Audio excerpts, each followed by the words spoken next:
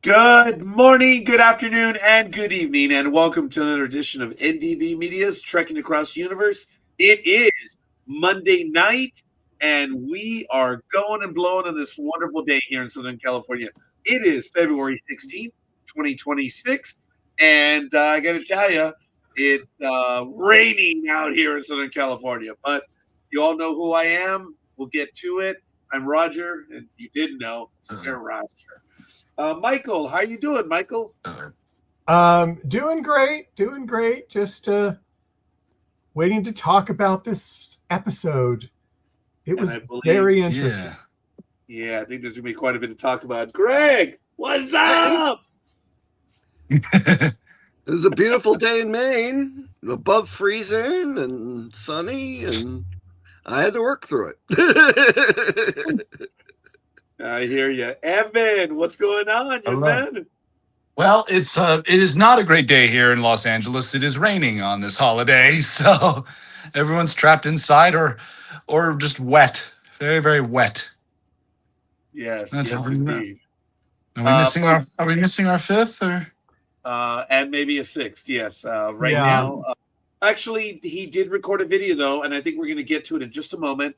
I think oh what hurrah. is actually look, there's quite a people watching in the chat room, so I want to advise everyone there are spoilers. It was brought to my attention that we are not warning our audience that there are spoilers on a review Review show. Yes, isn't that interesting? I want to thank everyone who took the time to let me know of my lack thereof, my incompetence, everything. I do not blame Michael. I do not blame Lord Greg or Evan. So, folks, we'll go straight. One of our guests is not going to be able to be here tonight, of course, Luke, and he took the time to record the video. So let's go ahead and play Luke's video, and we're going to get it. And in the meantime, everyone else in the chat room, why don't you let us know who you are and where you hail from, and let us have your comments. But here we go, folks. Okay, so unfortunately this episode was a bit of a letdown for me. I still liked it, but I didn't love it. I think there were a few critical missteps that they made. Starting off at the beginning, the show, kind of leaves out some stuff from the book, which was really weird to me. Like the one important point that the book does at the beginning is when Baylor is giving the pre ride speech, is like, okay, this is our strategy. Here's what we're gonna do. He points out that they should use tournament lances. And Duncan looks across and says, but they're using war lances. War lances being made of iron instead of wood, and they've got like a sharp point on. They're weapons. They're meant to kill. A tournament lance is meant to be a non-lethal weapon that breaks upon impact. And so so Duncan, there's like, why would we use tournament lances when they're using war lances?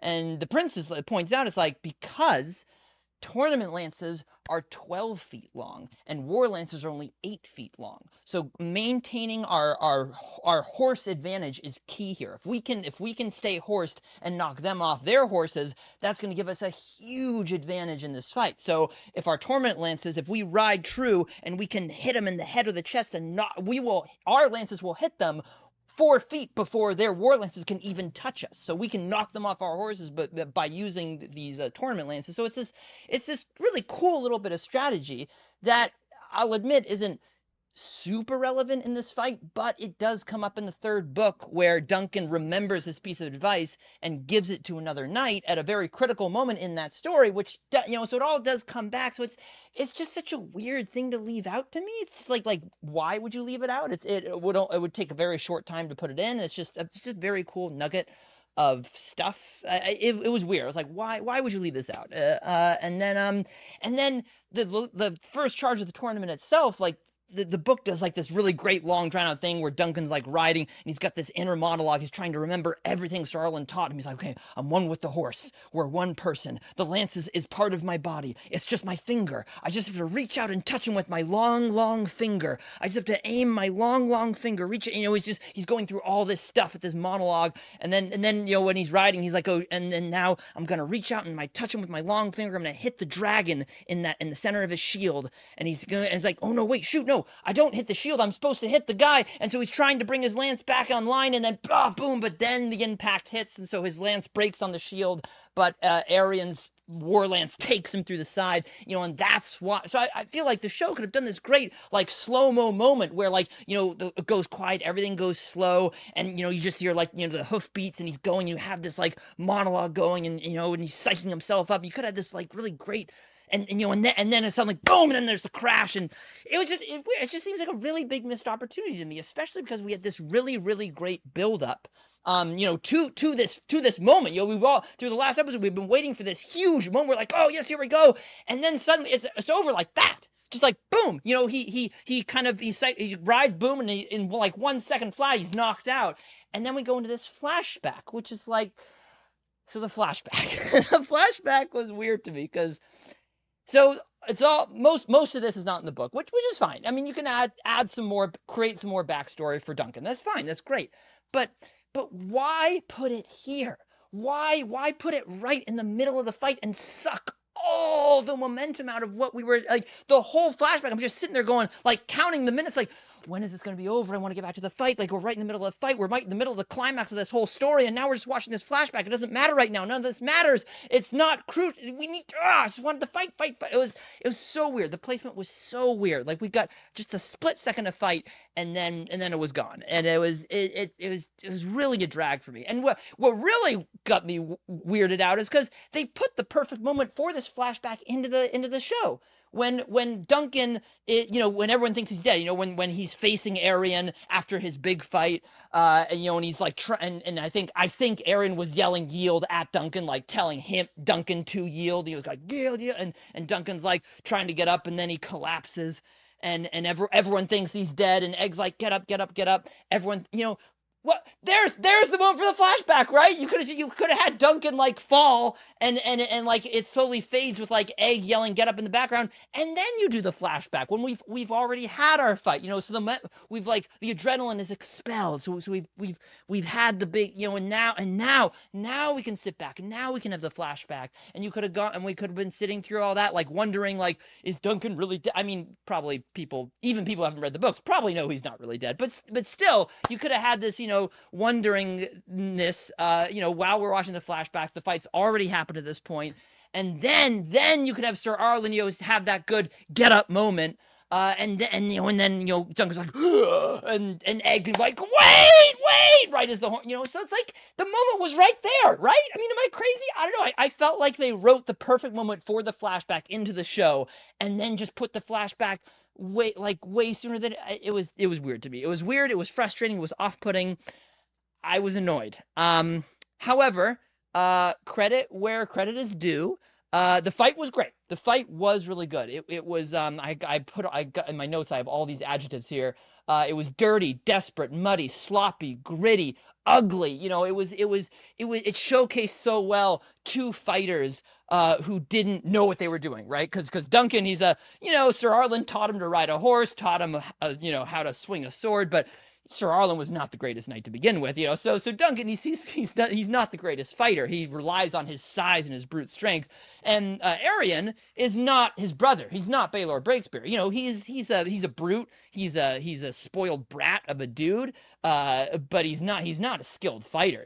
So it's even though he's had the benefit of great training, he has not taken it to heart. So it was great to showcase these two people just flailing at each other. They really don't know what they're doing. They're just doing their best to clobber each other, and so it was a street brawl more than a sword fight, which I think was good. It was good. So the fight itself was good. I gotta give it credit. It was a great fight. It was well done, well choreographed, very evocative of the right tone. That part was good. I was with it there, and then I think that's most of my notes there. The ending, of course, very sad. Even though, right? I knew that's how Baelor met his end, sadly. And again, like, this is always the pattern where the great promising prince, dies in a tragic accident before they can actually ascend the throne, and then a lesser prince takes over. And for the history of it, it's actually how the seeds of the dance get planted, because the old King Jaehaerys had not one, but two super great promising sons who were going to be amazing, great kings, and both of them end up dying in battle and tragic accidents. And so that means the Great Council of has to be called at Harrenhal, where this whole hullabaloo about should the male line take precedence or should it not, and as we all know, and then that eventually leads to the dance. And so yeah, the Targaryens always losing the promising prince always leads to bad things. But yeah, so now I will go ahead and I'll do a rating. So if you want to save this for the end, I'll do a little pause here. So then for my rating, like I said, this episode really let me down. I mean, for an episode for a show that has been so crazy loyal to the text, the source material, and like line after line of dialogue being ripped right from the book right onto the screen, it's built up this expectation that this is the level of loyalty that will be maintained throughout the show, and then it just kind of fudged it. It was right at the climax, and it botched it for me. So it wasn't terrible. It wasn't terrible. So I gotta give it, I think, like a 6.5, 7 out of 10. It was still a good show, and I think in a vacuum, it's good. It's really good. But when you put it alongside the other episodes that have come before, it does really suffer in that side by side ranking for me. So sadly, I do have to give this the lowest score yet. For me, it's going to be a 6.5, 7 out of pints. 7 out of 10 pints. But yeah, that's it for me. Thanks for listening to my rambling, as always. Actually, well done. Well done. I don't know if there was rambling there. Yes. I didn't. We haven't experimented with this. So we didn't know if we were able to pause it or not. We're not able to do other pauses. So we're going to see if we can make it work next time. But what a review, Luke. We miss you. Thank you. Evan, I want it. Let's go straight to our comments. So Evan, why don't you take us there? Go ahead. He pretty much said everything what he said. I was incredibly disappointed with this episode because honestly, everything about Dunk's origin story was completely not interesting to me. I'm like, I don't care. Show me. I showed up to get the fight of the century, and it was such a letdown. I don't care about Dunk's origins. Show it in the next episode, or show it where Luke said he's like, oh, he's about to pass out, and we get a flashback. But I thought Dunk's origins, like, I don't care. That's not interesting to me right now. That is not what this episode should have been about. And another bit that Luke brought up about the strategy and stuff, in the book, something that's pointed out is that Baelor actually deliberately intercepts the Kingsguard knights, yes, so that they won't attack him. And again, I would have traded all that. It's like, okay, let's show that strategy. Let's show the greatest warrior of his time, Baelor, and Maekar wailing at each other to see how it's at. And then I do like that they kept a little bit of ambiguity of like, okay, we don't actually know who hit Baelor in the head. He theorizes it's Maekar, but I would have liked to have seen that. I would have loved to have seen something akin to that. And like I said, the flashbacks didn't do it for me. I do love the way that Aerion fought. And I would actually disagree with Luke a little bit. It's like, it's not that Aerion is a bad warrior. He just has never really been in a war before, and it's different. So the way he fought was this kind of, I love the way he fought. It was almost kind of half savage animal, but half like low cunning. So I imagine this is kind of how Joffrey would fight. If it reminded me a little bit of Ramsay. But he's right. To give credit where credit is due, the actual one-on-one brawl, if you want to even call it that, was very well done. It was very disgusting. I like how everyone got injured. I mean, what is it? Dunk got hit, and I loved the impacts that Aaron was doing when he was how many times Dunk was getting hit in the head. And I mean, the guy got a black eye, and I'm like, Jesus, that's all he got. I'm surprised it wasn't worse. So it was not. I like that it wasn't pretty, but I wanted so much more, and I wanted something much more spectacular. So that's my comments. A good episode in that it had its moments, but overall an incredible disappointment. So that's me. I do want to welcome everyone in the chat room. We have quite a few people watching us. We've already had a few comments. Don't forget to please like and subscribe. Greg, This was the buildup, buddy. Tell us. Well, I got to agree with the guys. I wanted, a big, lots of, one-on-one scenes, big wide scenes. We didn't get a lot of wide scenes. When we did get them, it just looked like people were riding back and forth a couple times. Oh, hey, I just realized my green shirt. That's funny. You're turning into the wall, Greg. I am. I was saying, you on the wall now. I think the GoPro thing through the helmet really, even though the stuff that Luke talked about, the inner monologue being omitted, I think it really spoke to, it conveyed to the audience what was going through Dunk's head better. Because the audience could see what Dunk could see. So on one hand, I wanted these big scenes. We didn't get big tournament scenes. We got a few jousts. They were leading up to this big 7-on-7 brawl. We didn't get it. I wanted to see Darren get knocked off like he wanted. I wanted to see some interaction between Raymond and his cousin. I, like you said, Evan, I wanted to see Baylor and his brother, fighting. And I'm glad I didn't read the book because that impact at the end, oh my God. And thank you for not warning me about it or spoiling it for me last week. Of course. Because I really loved Baylor in that last episode. I loved him in this episode. And, when, his helmet's looking crushed and you see the look on Raymond's face, and I'm like, this isn't going to end well, is it? As my fingers feel like wood. And it's like, and they end there. Absolutely devastating. As to the flashback, I think they could have either broken it up and done more, done the part with Dunk following the guy, his knight, at that point, when you guys suggested when he was, unconscious or briefly dead. He looked pretty dead.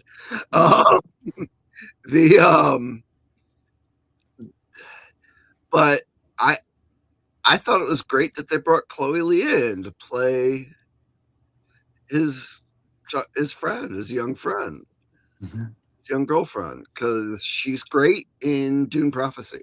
So it was good seeing something else. I thank you, Greg. Michael. Well, I mean, I was upset. Well, I got so confused when, we're going along having this 7-on-7 and boom, it was over with. And I went, that's it. I did think that, but even though contrary to some people, I enjoyed the flashback because I didn't read the books. So it was nice knowing a little bit more. Now, from what Luke said, I think he's right. I think the placement could have been done better for the flashback, but I don't know what reason they had to put it in there, but whoever the editor was or the director decided to put it there, I don't know. But I think it would have been better When he passed out, a little bit later. I think, but I agree with everybody else about wish there was more, wish we could have seen more details. But I think one of the people in the chat room said they should have given him more of a budget.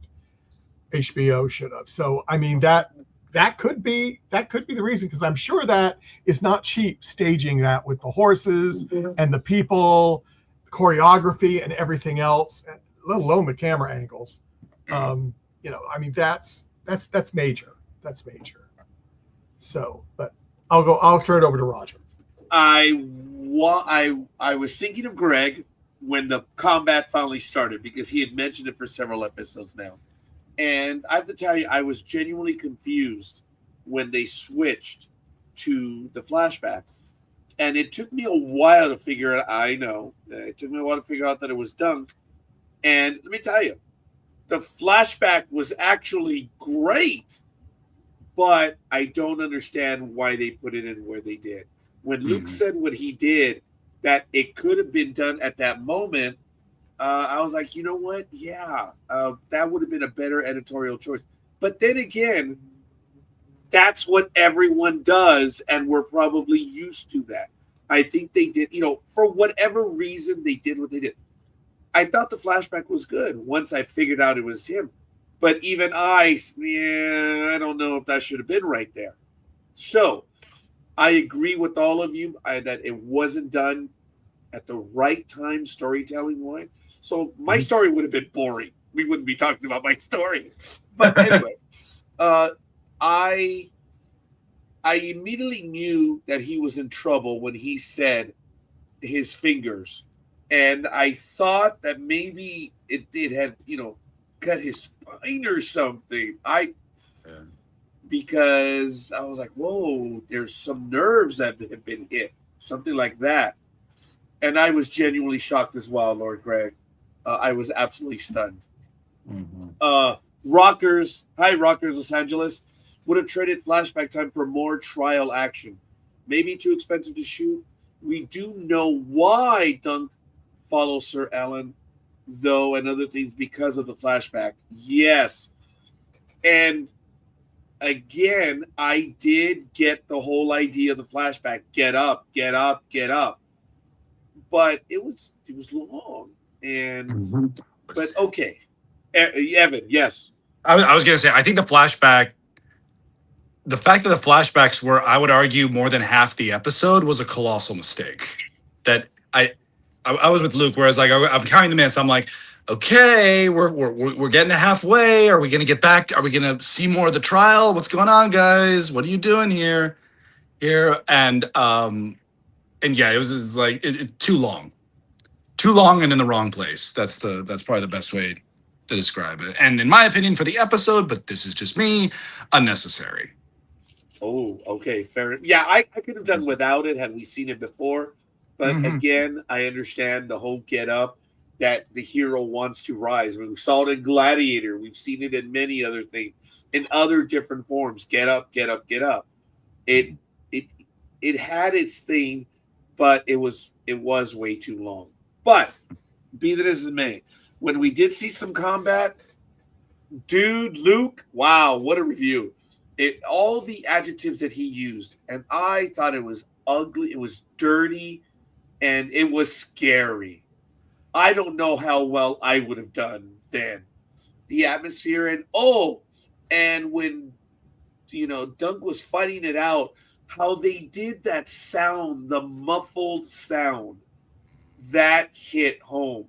And it was interesting because he was telling them, and I don't know, I apologize if it was Evan or Lord Greg that said it, or even Luke, that when he's telling them, yield, yield, yield, it's muffled. And then when he says that, the prince says, I yield, get up. Didn't you hear him? And he's wrestling him up, brings him out in front and says, I yield. But it was wonderful where Egg, when they were about to declare victory, no! And everything Egg did, get up, sir, get up. It meant so much. And I also, to get a tear, but it scored for me when he said, "Oh my gosh, what does he say?" I'm sorry, on page 1. He says, "Best be here when I get back, or else I'll hunt you down." Yeah. And and there's a bit of a smile on his face, and he's woof. I don't know why. I was, oh, guys, I don't know if you've seen the movie Glory or not. As Colonel Shaw is giving the letters to the reporter, he says, "I have one thing for you to do for me." It felt like that moment when he was telling Egg, he says, "You better be here when I get back." Oh, man, that was heavy. Yes, Cynthia. Yeah, thank you. Cynthia, we had a chance to discuss it a little bit, so hopefully she shares her point of view as well. And Cynthia, if you want to join us live, let me know. I'll send you the link. But, after that, yeah, I mentioned in my notes, Glory, Colonel Shaw. It was that moment. Then we get the speech of the person announcing it, and she says, "And may death sustain life." Like, okay, all right. All the appropriate marks were hit. It looks bad. They're all lined up, ready to go. And he gives his goodbye, to Egg. And it says, "Yeah, oh, by the way, may death sustain life." It was a good setup. And then we get the battle. And man, the wounds looked rough, man. It was, yeah. And then, we got a story inside the story. But like I said, I did enjoy it for what it was worth, but it was out of place and out of time. Unintentional. But the biggest cheerleader was Egg. And I did appreciate that when Dunk finally got a few hits, that other lady cheered, "Yay!" And everyone just looked at her. She's like, "Nah, I said it. Yeah." It was good. Wasn't that one of the courtesans from the Knights camp? Yes, I believe so. Yes. She was one of the ones that was calling him stupid early on, right? It's what'd she say? It's like a real knight, but sadder, I think was Yeah. Very good. There were really moments in there, and yeah. Yeah. When they get back after, but thank you, Rockers Los Angeles, Lady Rohan Weber. Thank you for that. I love this team. I'm telling you, what we miss, everyone else gets, and what they miss, we miss. Just kidding. Anyway, it was good. My notes, muffled. He takes the shield. He beats him, and he says, "I yield." He drags him. "Say it!" And then we hear the horn of Gondor. I know. Let it go. Then we hear the cheers. The cheers, the medical triage. And did you notice, as wounded as he was, when the prince showed up, he immediately kneeled. Oh, my goodness. Like he did the first time. He says, "Your Grace, I am your man, please. I need good men, Sir Duncan."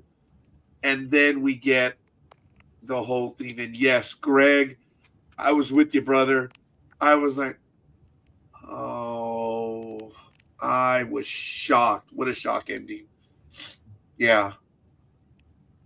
All right. So Evan's going to join us in a moment. We're getting some technical issues.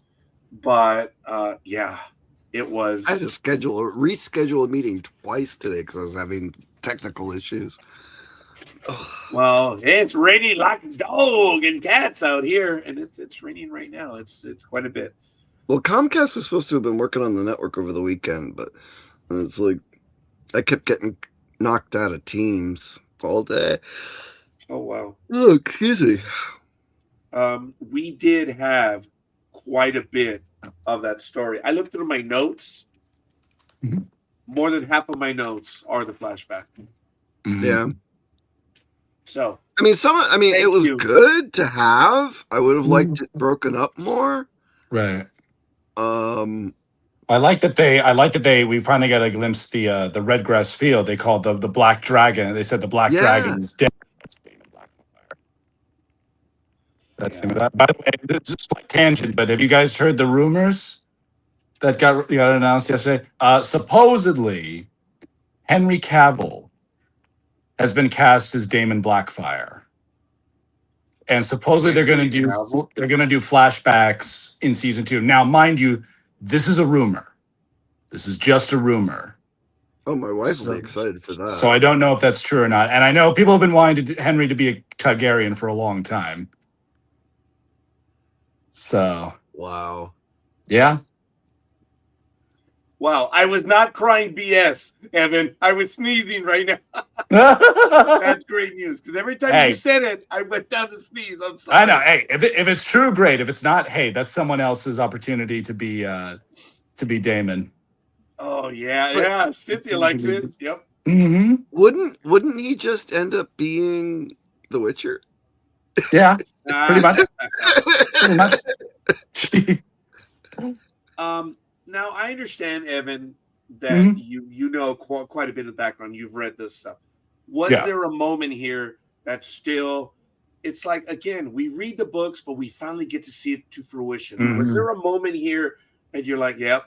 I've seen that, and you know what I'm talking about. We've imagined it. This one was tricky. Honestly, it was the beatdown when Dunk was fighting Arion, because there is a point in the book where he basically says Sir Duncan the Tall is an honorable man. Dunk from Flea Bottom is not. Don't stop holding back. It's like win. And not just win for his own sake, but win to avenge the honor of a decent person. Like literally being a decent person. Now, obviously, that's a little harder to translate in a visual medium. Yeah, they mentioned it in the Insider.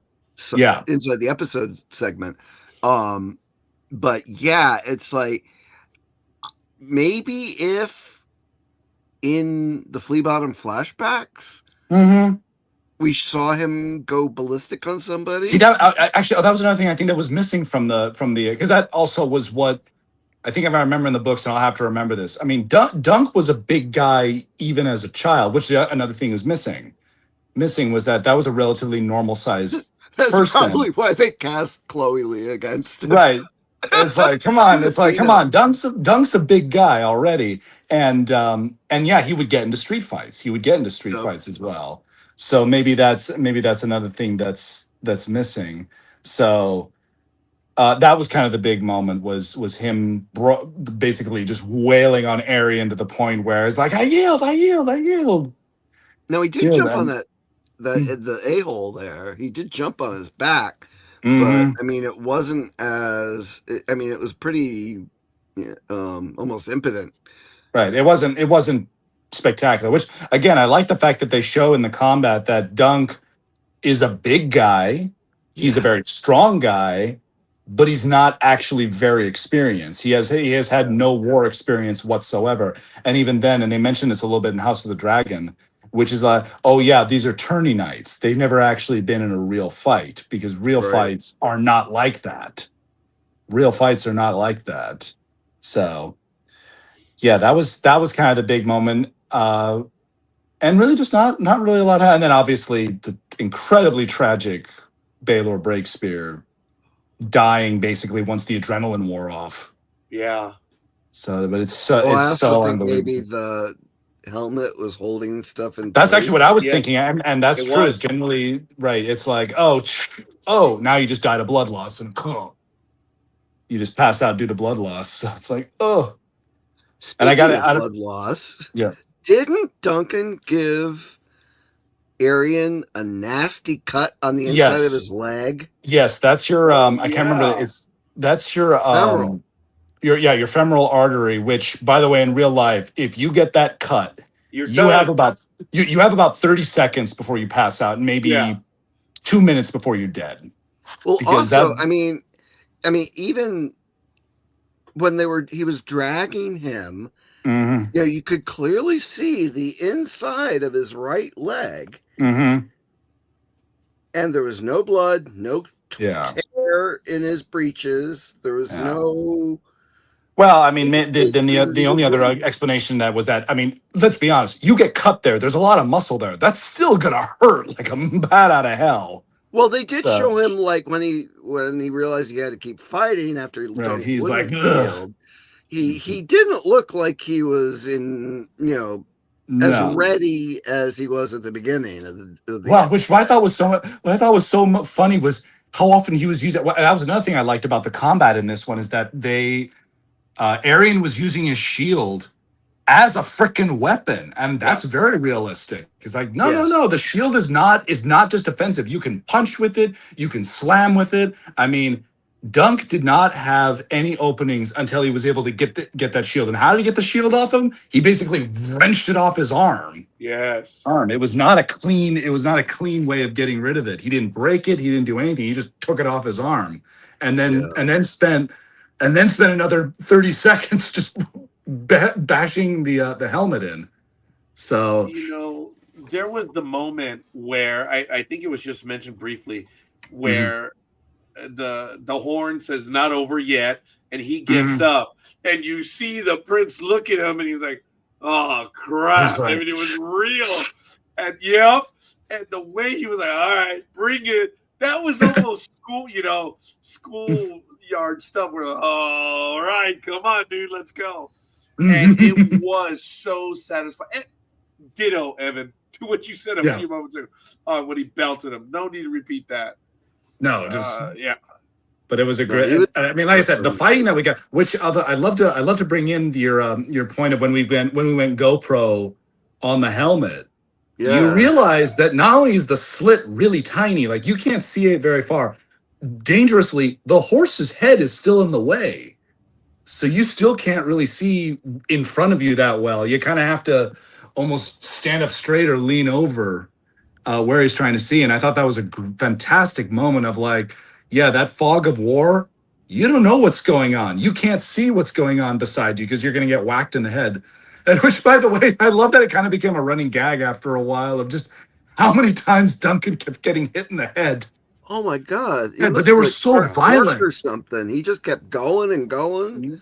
But I mean, like I said, what I love about it was that like those hits felt real. And I was going like, oh, ow, and I think Duncan he had a lance to his torso, a sword through his hand. Yep. Yeah. He got stabbed higher up. He got stabbed in the leg, I think, twice. That's when Arian threw his sword. Yep. He threw his sword, it hit him in the leg. There was another one in the leg. And I think he got that same leg doing some... Twice in the face with the big black and blue eye. Mm-hmm. And then I think Arian got him one more time close to where that lance wound was. So this was not a clean... I think everyone came out of that fight pretty bad, pretty injured or dead. Did you guys catch, backing up, that all 6 of his fellow warriors zoomed forward and he didn't go? And if you watch carefully, it's actually Egg that's on go, go, go, go. And he says it in such a way, go, that the horse moves forward before Dunk. Yeah. Mm-hmm. That horse was trained. That horse was trained by Egg. Yes, it wasn't trained by Dunk. It was trained to go by Egg's voice, by Egg's command. I thought he was yelling at the horse, not necessarily. Me too. I was like, oh, that's a great touch. So funny. I mean, for him not having a huge part in this episode, what parts he did have were fantastic. Yes. I mean, the reactions, because when his as someone who's acted, when he's reacting, they're just telling him what to react to. Oh yeah, look over there, have your eyes fall, and it's amazing. I couldn't get my grandson to do that. Well, which is so funny. Because if you're ever in the industry. If you're an actor, and some actors have said the hardest thing to act towards is green screen, because there is literally nothing there. There is legitimately nothing there, and you have to act like there's something there. Yeah. And Egg is the kid's the same way. It's like, okay, camera's here. Remember, you're going to be over here, but there's nothing going on. There's crew members doing whatever. There's sound guys doing this, and then they have to make sure the camera's on there. And they say, "Okay, action! Dunk just got hit. No!" So stuff like that. It's so fun, but it's very hard. It's actually very hard. Yeah, because I mean, my grandson's probably around the same age, and Mhm. it's like, no way. Yeah. Well, I mean, Remember again, lines? rave about Dexter's React to performance. nothing? No way. But to rave again about Dexter's performance, I mean, they could not have chosen a better kid to play Egg. I mean, well done, kid. Amazing. Well done, kid. Yeah. I was He gonna doesn't get ask- fried because, I mean, he could be an amazing actor when he's an adult. Oh yeah. Michael. Yeah, did you notice there was kind of a parallel, or was it just me that kind of noticed it when they were doing the flashbacks? It was like Duncan went ahead and was following. Let's see, was it Sir Alan? Is that Yeah. Arlen. he was So Arlen, following and Dunk did the same thing. I mean, not Dunk. Egg did the same thing to Dunk. He kind of followed him. Yeah. And didn't, and wasn't asked really to do it, but he Yeah. went ahead and followed him. And Well, I I think they were showing the parallels, and that's like one Yeah. of the reasons why Dunk warmed to Egg Mm-hmm. was that Dunk saw himself in him, and they've tried to show that several times, and it does come out, but you have to pay attention to it. Yeah.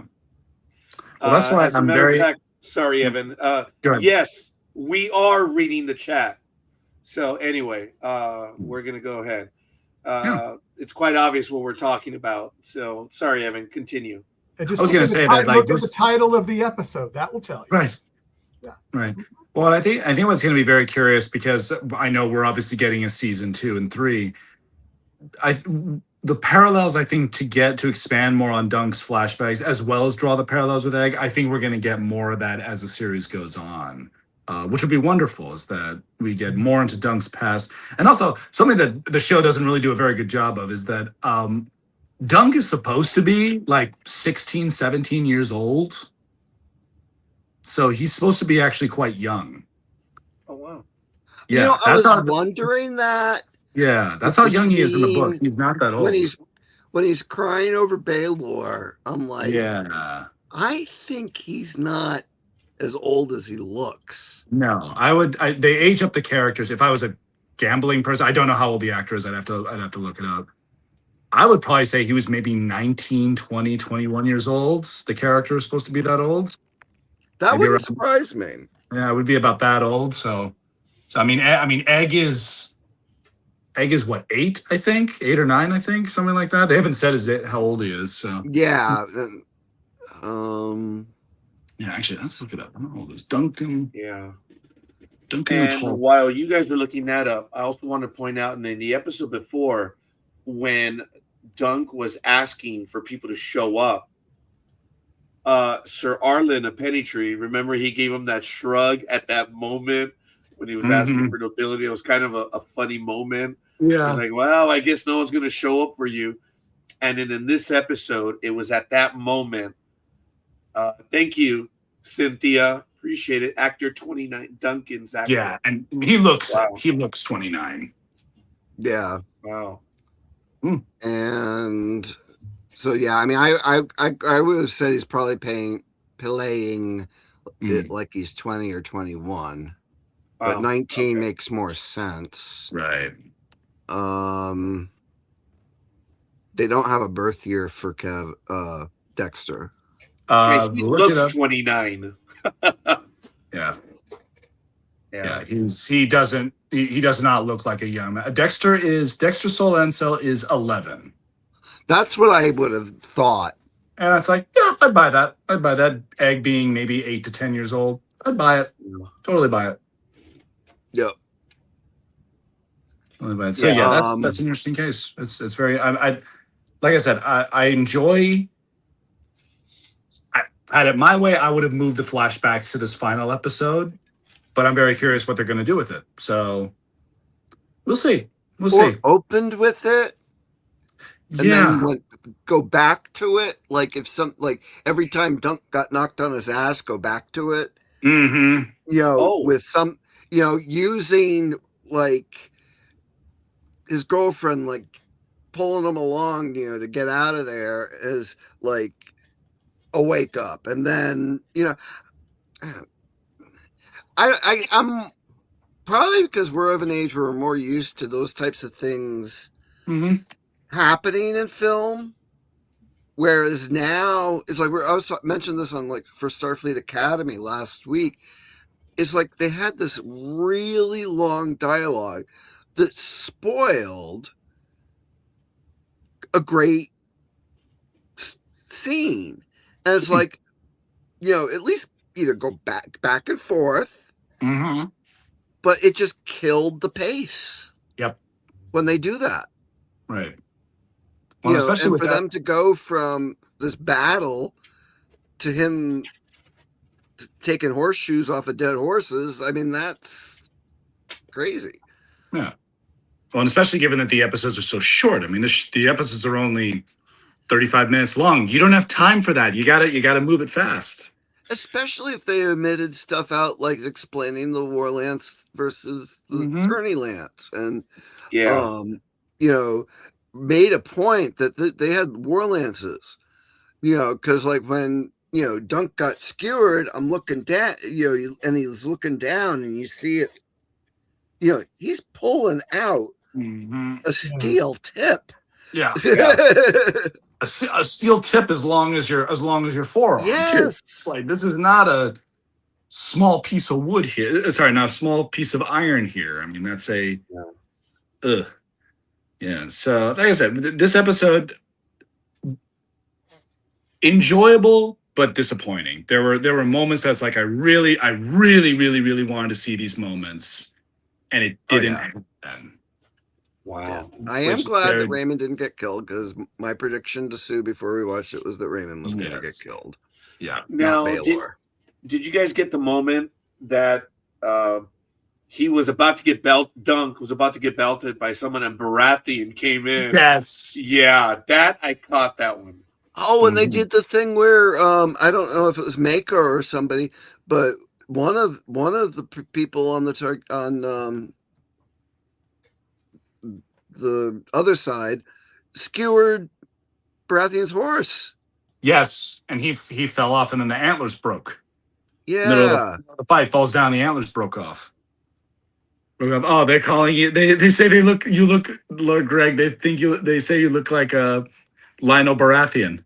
Actually, there is a little bit of it, but no, we're not. You are. I don't know with this. You can't really see below the blue line there, but I'm more like Robert right now. For those that don't know, stop the damn joust before I bish myself. That's pretty good. I love that. Oh my goodness, yeah. Well, hey, look. But thank you for that. And not a professional actor, although I would like to be. Hint, hint, nudge, nudge. But it's not too late. It's never too late. It's never too late. It's never too late. When it comes to everyone here, I've always said this, folks. On NDB Media, I'm the only I'm definitely the non-professional. And I'm privileged because I'm surrounded by people who are creators in one shape, form, or another.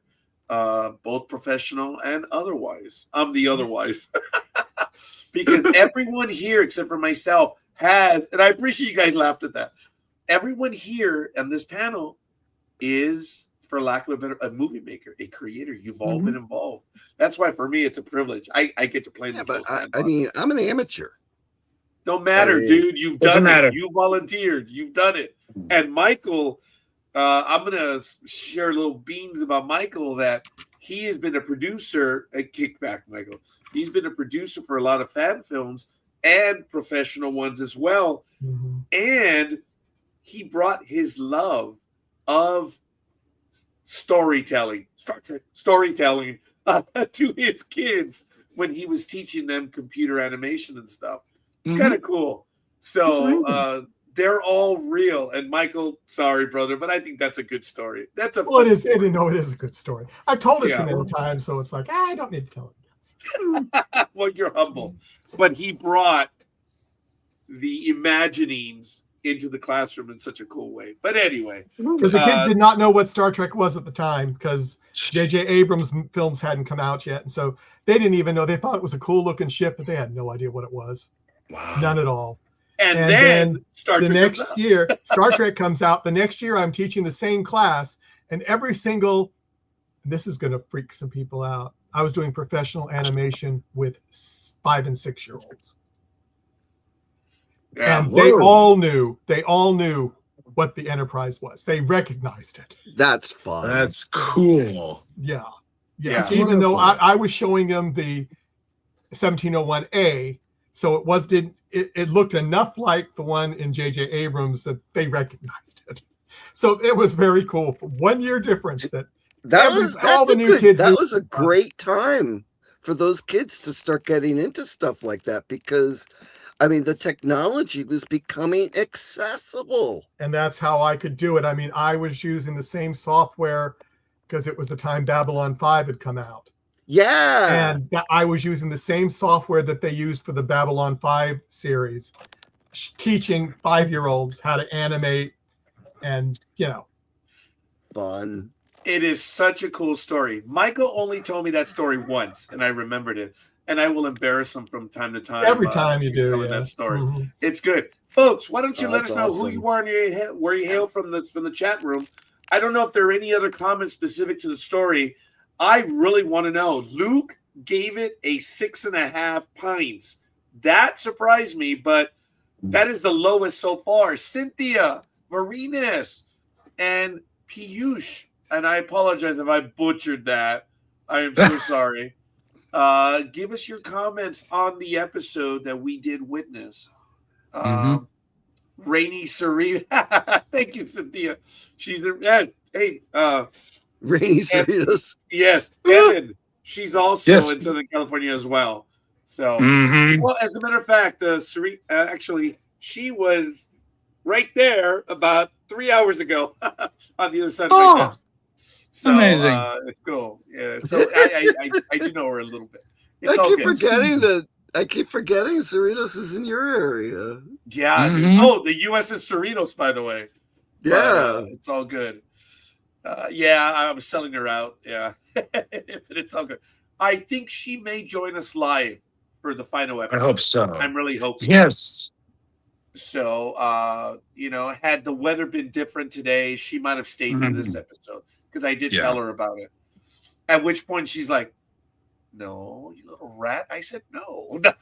So, I'm speaking for her right now. But anyway, let us know your comments. Michael, you have been on these evenings on the other side on a lot of the ratings. I'm curious. Yeah. Did you like the episode, Michael? Well, I did. And then after hearing all of this, I lowered my rating from what I originally was going to say. Oh. Because I think one reason I didn't have time to watch it twice. So I watched it once, Yeah, me and too. a couple of shocker things, I mean, I don't know. But I was going to give it probably an 8 or a 9. And now after seeing, I mean, there are flaws. They could have done some things differently. I'm going to drop it down to definitely an 8 just because of that. But, I mean, a lot of it's interpretation of what you think and what you're feeling. And I did not look at Luke's presentation before it aired this time. I didn't do it. I didn't want it to sway me because I thought I was going to be able to see it a second time. And so I didn't want to do that, but for obvious reasons, I've been busy all weekend. I saw it just before Cynthia came over for her appointment. So I asked her, "Have you seen the episode?" She's like, "Yeah, of course I have, dude." I just saw it. So we spoke briefly about it. And it was cool. It was fun. And her comment was, "Wow, that is cool. I can't wait for tonight's episode, for you to be on with us tonight." So, guys, there are problems with the episode, okay? There's no doubt. And they may have misfired, at least to the audience. I don't know. It looks like they have, maybe editorially. Like I said, I liked the flashback, but it probably should not have been done here. Okay, so I'm not going to blame them. These guys are trying to tell us a good story, and I will forever be invested in that. I did enjoy the battle. I didn't think it was too short. I understand to do stuff like that would be incredibly impossible because there was very little green screen in the combat. I mean, yes, there was, but there was a lot more live action than we were used to. I suspect most of it was like the braziers that were up high behind the wall, because I've seen like the way that they've did like the Winterfell sets, and it's like they like used a castle, but they like green screened, enhanced it, the existing ramparts and overhead so that they could make it look grander. Yeah. So I imagine they had, the stand and everything, but they probably composited the stuff that would have been impractical to do, like 8 or 10 foot brazier, 50 feet in the air. I was not looking at the time on this episode just because I knew how much time I had, and I was just, okay, it should deliver. The episode delivered harshly at the end. It genuinely shocked me. It left me sad, and I'm thinking, man, this guy has no luck whatsoever. He finally gets in good with someone. Someone actually sees something in him. Yeah. And he loses him. That was tragic. Again, I caught it when he's wounded as he is. He walks in and he immediately kneels, says, "My Lord," and then knowing what happened, I was crushed by that. I have to tell you that on this episode, I'm glad I've not read it yet, because I think I would be probably as frustrated as Luke, and maybe a little bit like Evan as well. I agree with that. I think that's why I don't mean to speak for you, Evan, but here we go. Like the episode, including the flashback. Could have been shorter, though. Trial and Baylor's death was intense. 9 pints. Okay, so Rockers gave it 9. Greg, go. So I'm not gonna drop it, because even though I missed what I wanted to see, I liked what they showed us instead, for the most part. So I'm gonna stay at an 8. Because even I love the flashback, but I thought it could have been broken up, moved. I thought there was so many, it could have tied what they were saying in the inside the episode part better, I think, if they showed it differently. I was devastated when they killed Chloe's character. I was devastated when they killed Baelor, because I was hoping if we got more flashbacks, Chloe would be part of them, because she's a joy to watch performing. And but I'm gonna stick with an 8. I'd say 8 pints. Willing to go under the table for this one. Oh, all right. Well, before I go to Evan, I've already spoken about it. I am going to give it 8 as well, because there was a lot of, just kind of stupid, but there was a lot of impact. It's kind of lame when you think of what's going on. There were impactful moments. I know it's a little sketchy there, but it did.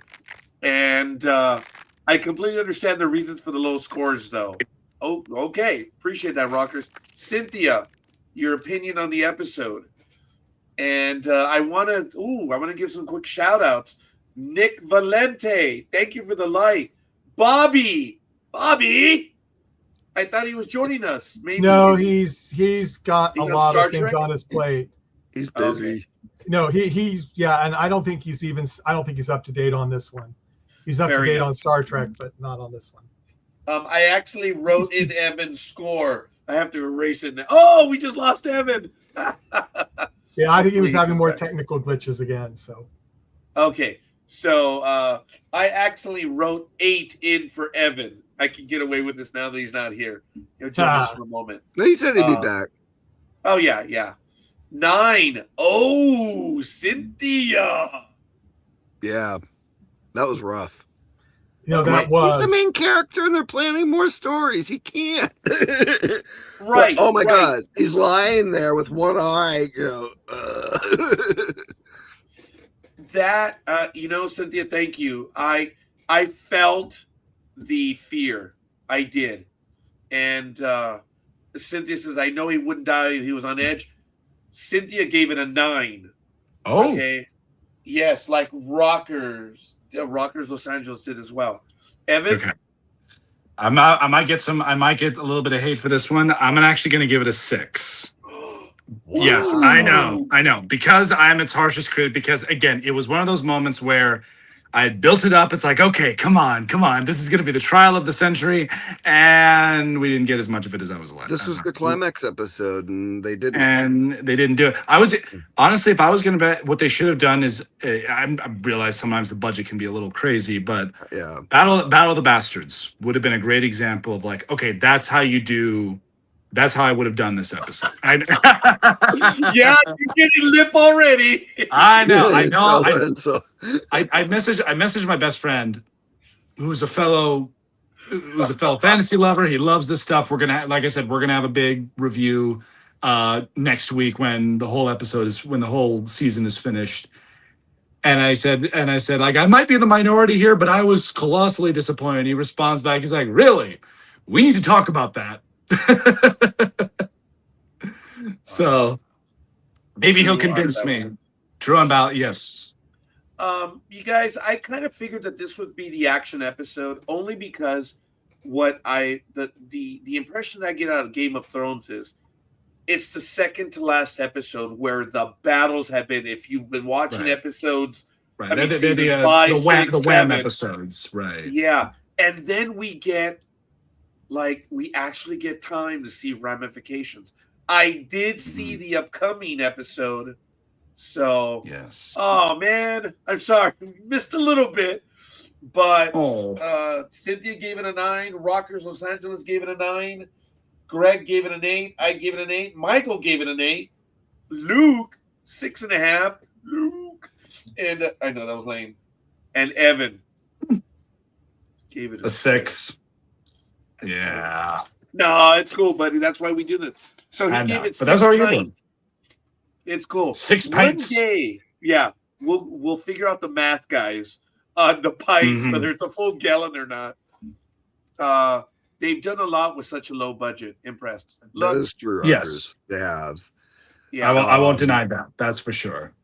I am really enjoying this, where a lot of House of the Dragon seemed tedious because it's Yes. like Yeah. they overspent on so many things, and then it's like they fell short on so many others.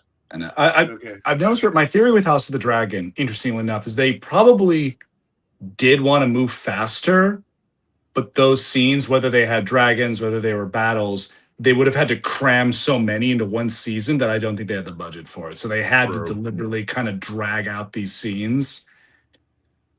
I'm curious how season 3 will go. We'll see. I am as well. Yes. And Evan, you're Yep. welcome to join us. We will. Oh, be absolutely. Doing it Monday night. Absolutely. I'll see if I can also bring in I'll see if I bring in my buddy James about, because he's just as much of he basically introduced me into the world in a lot of ways. So see if he can bring him on. He lives in Chicago, so Oh, cool. yeah. The miracle of the internet. And Evan, I I've know. talked about this. I don't know how long you've been doing Zoom calls or everything, but we were on Blog Talk Radio 18 years ago doing this. And Michael remembers that when we did international calls, there was a delay and it could Oh, be yeah. frustrating. Oh. The world that we live in, guys. Mm-hmm. We're all in the corners of the United States right now and Right. even around the world. And it is so quick. As Mhm. to, even on international, there is almost no delay, which is amazing. Oh yeah. Yeah, because on Saturday nights we often have Aaron from Perth, Australia on. Mm-hmm. Yeah, they're what About 6 12, hours 11 or 12 right now. right. Okay. They're 6 hours right. They're like 6 or 7 hours behind us tomorrow. Yeah. Well, no. Actually, allow No, me to. Perth is No. Perth is different. Perth is Oh, Ahead. right now is 9 15 from hours ahead California. of me, so it's 16 hours ahead for you. Okay, check it out, guys. When we do the program at 5 p.m., it's Yeah. 9 a.m. for him the next day. that's good. So One of I my always, acting teachers was Australian, so when we had to coordinate, we had to really make sure it's like, Yeah. okay, are we Sydney and Melbourne, that's another 2 or 3 hours more than Perth. Yes.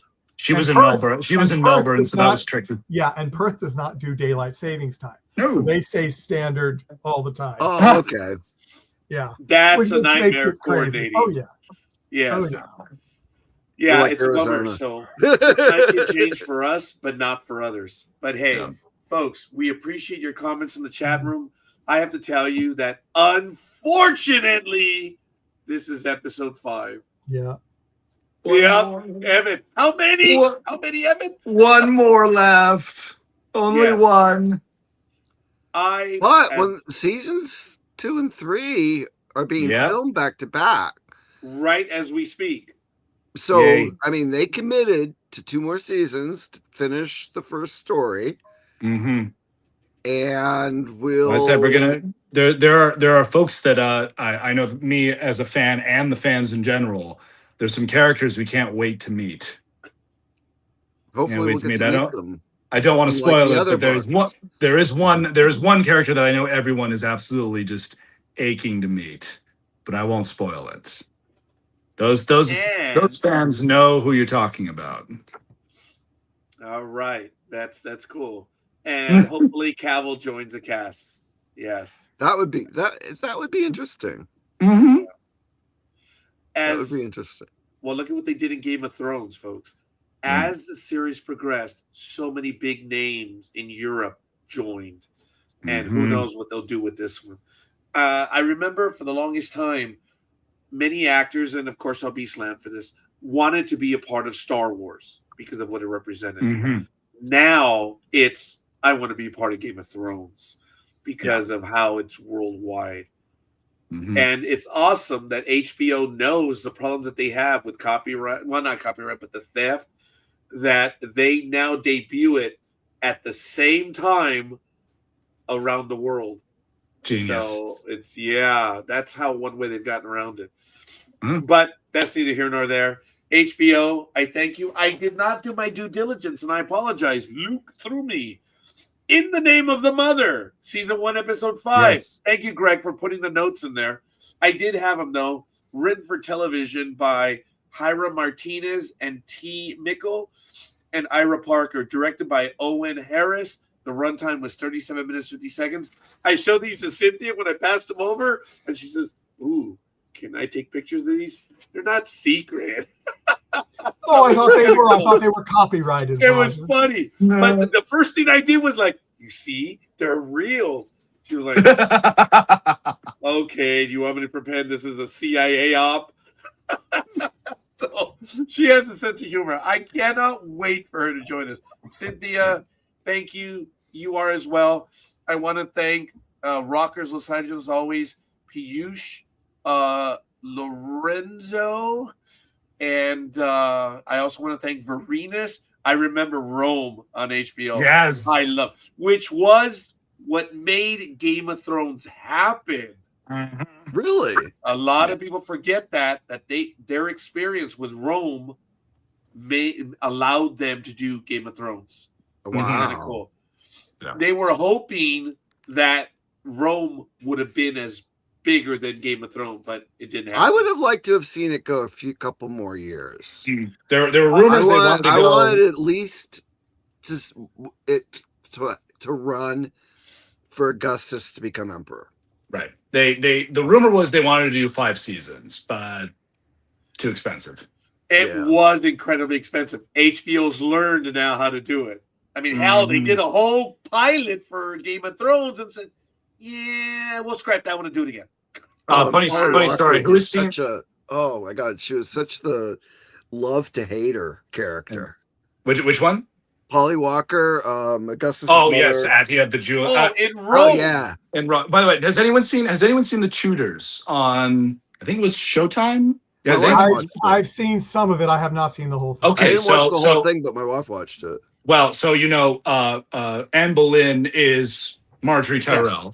Yes, I knew that. Oh, His wife number three. I'm trying to remember what her name was. But the actress who played wife number five was the original Daenerys. oh, I've seen her in stills. I can't remember her name though. I'm sorry, I can't remember the name. Yeah, She was also history has recently in Carnival Row. Oh, okay. Who was Okay. that? Oops. Who was that? Carnival Row. It was I also want to thank Blake. who Tamsin commented Merchant. earlier as well. I'm sorry.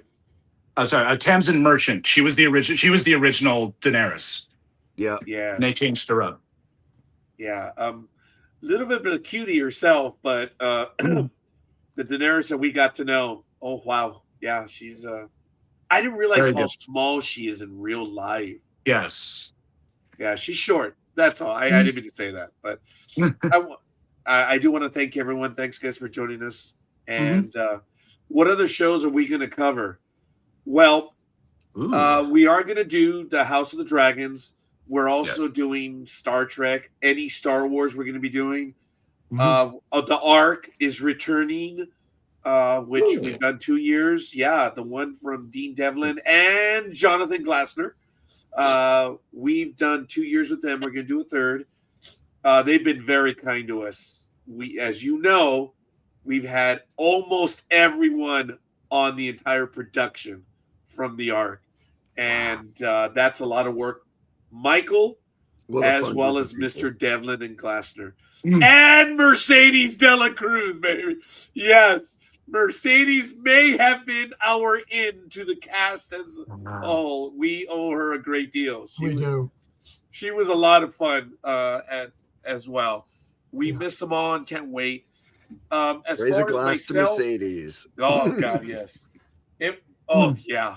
She revealed so much on air. It was her castmates didn't even know. So She was delightful. it was cool. She was absolute That's delight. amazing. She made her appearance the night before her episode just to come in to punk us. And oh God, we lost our mind. So Yeah, I She's really one of got those to them. actresses that you're glad is different from the character she portrayed. Because Oh, her yeah. character on the Ark was so severe and so mean. And then here Yeah. comes this delightful young lady who oh yeah. I mean, I'm sure she's the center of attention in every room she enters. Yeah. And she spent so much time with us. I don't want to be a jerk, don't want to say anyone else, but we had commented because she said, hey, you should interview, blah, blah, blah, blah, blah, blah. And Michael was like, well, we tried. She's like, oh, really? Within days. That's we had- yes. Don't want to say any more. It's like, she's like, they said no. Oh, they don't know what they're missing. We were humbled by that. We were genuinely humbled. So, but Michael's getting red because I might be revealing trade secrets. I don't mean to do anymore. Oh God, I'm actually blushing. Yeah, she was awesome. Everyone else was on the Ark. It was beautiful. And we were fortunate. But we're going to be doing a lot more. And we ask you to join us. Allow us to catch up to the comments. Yes. We're in doing this as well. So I do apologize. Wasn't blowing anyone off, but the one about, hey, you reading? I'm like, yes, we'll get to it.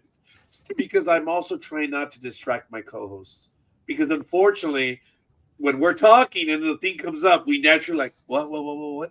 Yeah. So I have to be careful on that too. So I want to thank Michael. I want to thank Greg, Evan, and as I gave a shout out to everyone in the chat room, we appreciate you guys. We do this, and having your comments, it's priceless. It is priceless. So we thank you, and we look forward to next week's episode.